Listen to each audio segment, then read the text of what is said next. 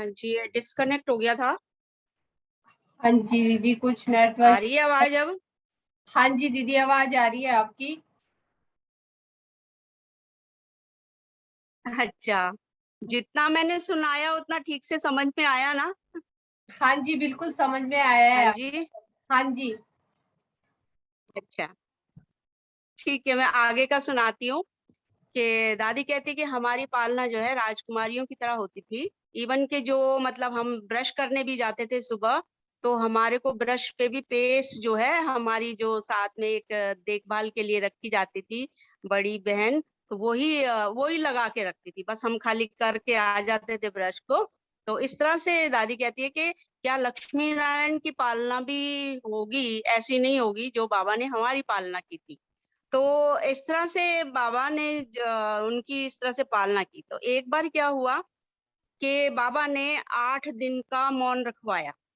तो 8 दिन का बिल्कुल स्ट्रिक्टली मौन था, कुछ भी बोलना नहीं होता था, कार्य व्यवहार सब करना होता था, लेकिन बस मौन रहना था। तो दादी कहती है इस तरह से जो हमारा बातचीत का समय था वो बच जाता था। तो क्या हुआ एक दिन वो लोग छत पे बैठे हुए थे, एक दूसरे को आत्मिक दृष्टि दे रहे थे। तो 2 बहनें आपस में आत्मिक दृष्टि देते-देते दादी जी ध्यान में चले गए, एकदम गुम हो गए जैसे।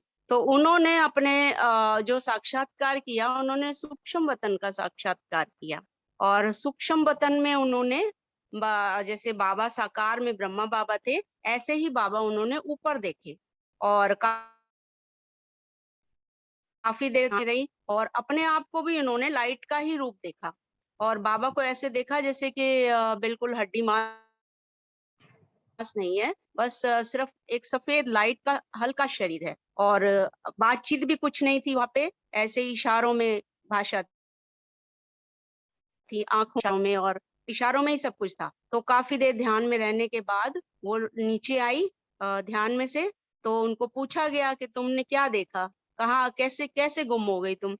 तो दादी ने बताया कि बाबा आज तो मैंने ना ऐसे आपको ऊपर में देखा। तो बाबा ने बोला बच्ची क्लियर करके बताओ। तो दादी ने कहा कि मैंने आपको देखा लेकिन आपके जैसा ही ऊपर था पर आपके जैसा नहीं था। तो क्योंकि वो भी थोड़ी मूंझी हुई थी क्योंकि साकार बाबा तो नीचे था तो ऐसा ही बाबा ऊपर था तो वो कौन बाबा था? तो फिर उन्होंने बाबा ने सारा समझाया उनको कि बच्चे तुमने जो है संपूर्ण ब्रह्मा का साक्षात्कार किया है। तो धीरे-धीरे इस प्रकार से उसके बाद से सूक्ष्म वतन का राज खुला और इस तरह से शिव बाबा ने ये सारे राज धीरे-धीरे स्पष्ट होते गए। तो उसके बाद जो जो है दादी ने बताया कि भई एकदम ट्रांसपेरेंट था और उनकी बॉडी भी ट्रांसपेरेंट लग रही थी और बाबा का शरीर भी ट्रांसपेरेंट था। तो बाबा ने जो है फिर उसके बाद से दादी का जो है ध्यान में आना-जाना फिर एकदम मतलब रेगुलर सा हो गया और वो फिर बाबा के साथ ही रहने लगी। तो इस तरह से मतलब फिर जो है दादी का आना-जाना ऊपर वतन में ही कोई संदेश वगैरह लाना होता, तो बाबा दादी को ही भेजते और उसके बाद से ही दादी और 2-3 बहनें और थी, उनका भी संदेशी का पाठ शुरू हो गया। वो लोग भी फिर जाते संदेश लाते ऊपर से और बाबा के डायरेक्शन फॉलो करते। तो फिर इस तरह से फिर धीरे-धीरे क्या हुआ कि एक बार फिर बाबा बीमार हो गए और बाबा अचानक से अव्यक्त हो गए। तो सभी एकदम स्थिर हो गए कि अब क्या होगा? क्योंकि पहले से कभी ऐसा सोचा ही नहीं था किसी ने कि भई ये सब ऐसा भी हो सकता है क्योंकि यज्ञ की क्या अब यज्ञ का क्या होगा? तो तब क्या था कि यज्ञ में भोग लगाने का कार्यक्रम होता था। तो कोई भी आत्मा जब शरीर छोड़ती थी, तो उसका क्रियाक्रम करने के बाद बाबा को भोग लगाया जाता था। तो ऐसे ही बाबा जब व्यक्त हुए, तो बाबा के निमित्त भी जब भोग लगाया गया, तो बाबा तन में बाबा की प्रवेशता हुई। तो पहले तो कोई को समझ में नहीं आया कि ये सब क्या है? क्योंकि किसी ने ऐसा सोच ही नहीं रखा था।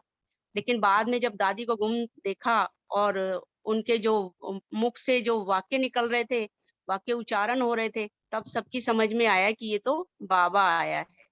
तब बाबा ने सबको संतुष्ट किया और जो भी सबके प्रश्न थे तो बाबा ने सबको शांत किया और सबको मतलब आंसर दिए सबके क्वेश्चन के कि भाई क्या होगा, सबको सांत्वना दी।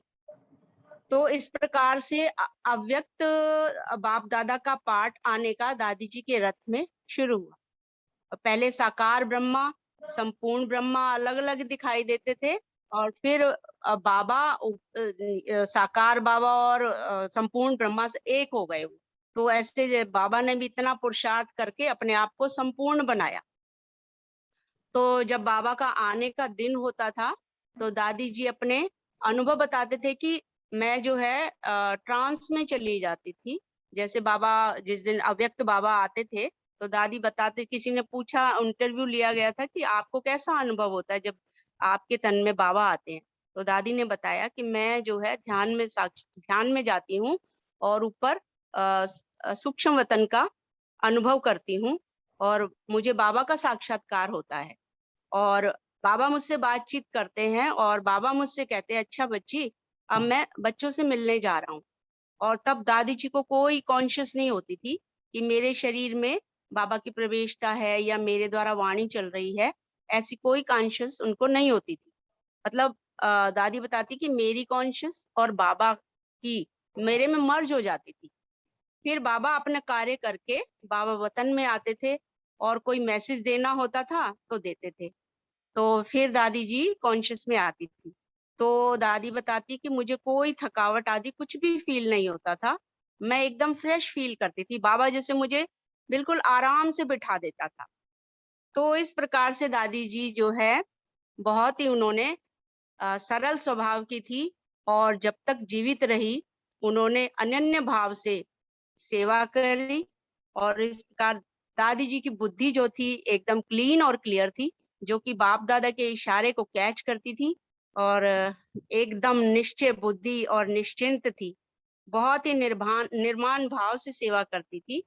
जब तक रथ में रही तब तक उन्होंने सेवा करती रही और जिस दिन शरीर छोड़ा तो बाबा का रथ था, उस दिन शिव जयंती ही थी। अभी इसी वर्ष उन्होंने फरवरी में शरीर छोड़ा है, उस दिन शिव जयंती थी। और देखो कि बाबा कमाल देखो कि अपने रथ को अपने ही दिन पर लेकर गए हैं। तो इस प्रकार से दादी जी हमारे लिए भी एक एग्जाम्पल बन के रही, तो हमें बहुत कुछ उनसे सीखने को मिलता है। ओम शांति।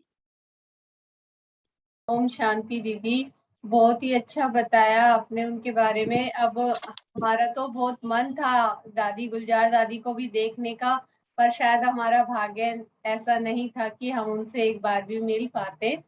तो जिस दिन उन्होंने शरीर छोड़ा उस दिन भी बड़ा फील हुआ मुझे कि एक बार तो मैं दादी को देख लेती, पर ऐसा था ही नहीं, भाग्य में ही नहीं था ऐसा।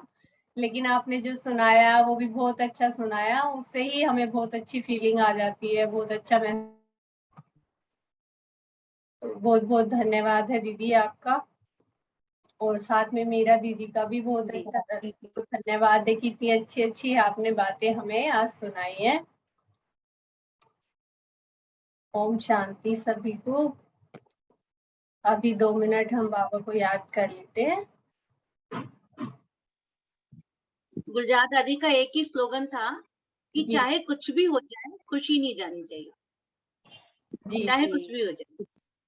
और मम्मा का एक ही स्लोगन था, ये दुनिया में कुछ भी हो रहा है, ये दुनिया तो मरी पड़ी है, इसलिए इसको देखते हुए भी नहीं देखना।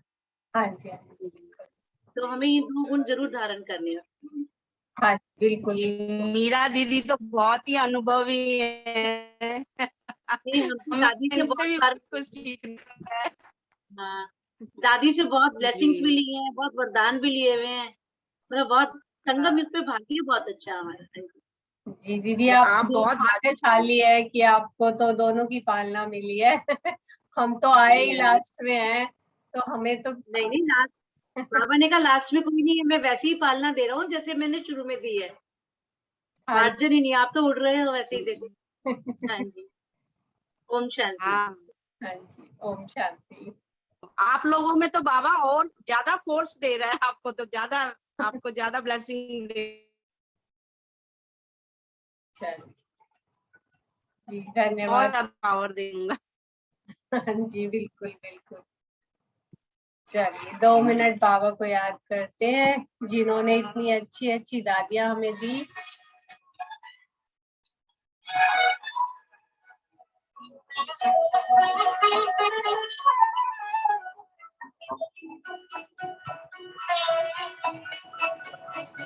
तुझे देख कर जग वाले पर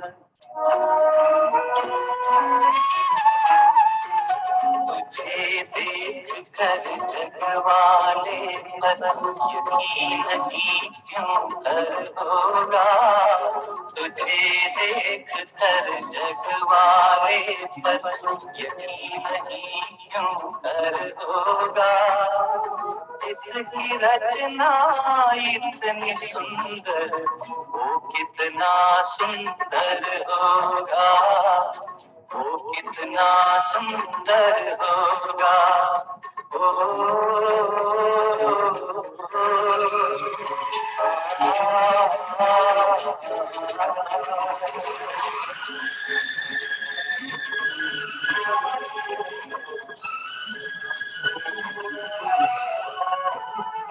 तुझे देखने को मैं क्या हर दर्पण तरसा करता है। तुझे देखने को मैं क्या हर दर्पण तरसा करता है। क्यों तुलसी के बिरवा को हर आंगन तरसा करता है, हर आंगन तरसा करता है। अंग अंग तेरा रस की गंगा, ओ ओ ओ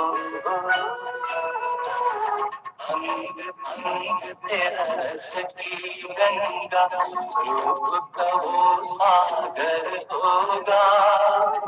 इसकी रचना इतनी सुंदर, वो कितना सुंदर होगा, वो कितना सुंदर होगा। ओम शांति सभी को।